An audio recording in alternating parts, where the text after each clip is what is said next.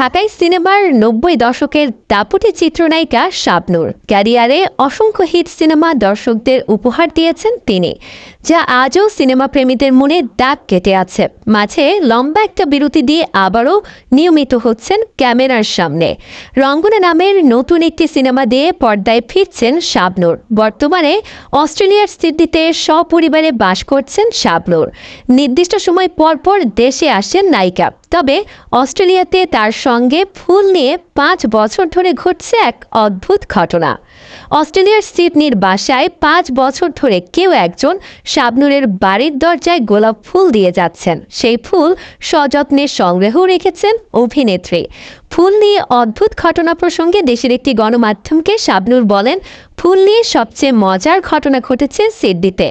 ৫ বছর ধরে প্রায় দিনই একটা ছেলে বাসার সামনে গোলাপ ফুল দিয়ে যায়। সে আমার মারাত্মক লেভেলের ভক্ত, এখন অনেক পরিচিত আমরা।